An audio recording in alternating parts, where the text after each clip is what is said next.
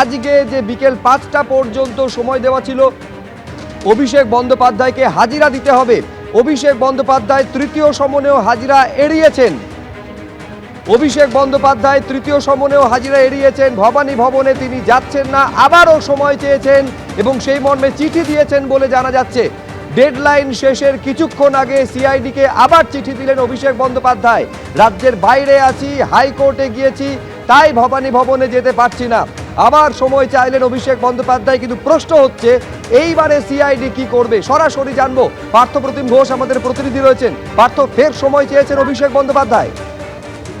দেখো, তৃতীয় নোটিশেও কিন্তু হাজিরা এড়ালেন অভিষেক বন্দ্যোপাধ্যায় এবং অভিষেক বন্দ্যোপাধ্যায়কে আজকে বিকেল 5টার সময় ভবানী ভবনে তলব করা হয়েছিল এই যে বিধানসভা সই জালিয়াতি মামলায়, সেই সই জালিয়াতি মামলাতে কিন্তু অভিষেক বন্দ্যোপাধ্যায়ের তরফ থেকে যেটা সিআইডি সূত্রে আমরা জানতে পারছি কিছুক্ষণ আগেই একটা চিঠি পাঠানো হয়েছে এবং সেই চিঠিতে উল্লেখ করা হয়েছে যে তিনি হাইকোর্টের দ্বারস্থ হয়েছেন এবং পাশাপাশি হচ্ছেন যে তিনি হচ্ছেন রাজ্যের বাইরে রয়েছেন, সেই জন্য যেতে পারছেন না। এবারে সিআইডি পরবর্তী পদক্ষেপ কি নেয় সেটাই এখন দেখার। একদিকে যেমন তুমি দেখতে পাচ্ছ যে ক্যামাক স্ট্রিট এবং হরিশ চ্যাটার্জি স্ট্রিট দুটি ঠিকানায় কিন্তু সিআইডি টিম পৌঁছে গিয়ে তল্লাশি অভিযান করছে।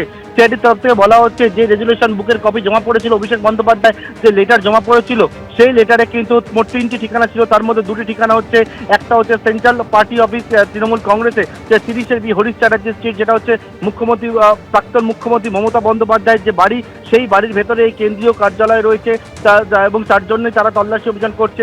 দ্বিতীয় ঠিকানা ছিল ক্যামাক স্ট্রিট, সেই ক্যামাক স্ট্রিটে গিয়ে তারা তল্লাশি অভিযান চালাচ্ছে এবং তৃতীয় ঠিকানাটা যে দিল্লির ঠিকানা। তার মধ্যে এই 2টি ঠিকানায় সিআইডি টিম পৌঁছে গেছে। অন্যদিকে সিআইডির তরফ থেকে অভিষেক বন্দ্যোপাধ্যায়কে যে রেজুলেশন বুকের কপি নিয়ে হাজির হতে নির্দেশ দেওয়া হয়েছিল, সিআইডির তরফ থেকে তৃতীয় নোটিশ দেওয়া হয়েছিল, সেই তৃতীয় নোটিশেও কিন্তু হাজিরা এড়ালেন অভিষেক বন্দ্যোপাধ্যায় এবং সিআইডিকে চিঠি পাঠিয়ে জানালেন যে তিনি হাইকোর্টের দ্বারস্থ হয়েছে, আদালতের দ্বারস্থ হয়েছে, পাশাপাশি হচ্ছে তিনি রাজ্যের বাইরে রয়েছেন এবং দেখার বিষয় সিআইডির তরফ থেকে পরবর্তী পদক্ষেপ কি গ্রহণ করা হয়। শুভজিৎ, ধন্যবাদ পার্থ।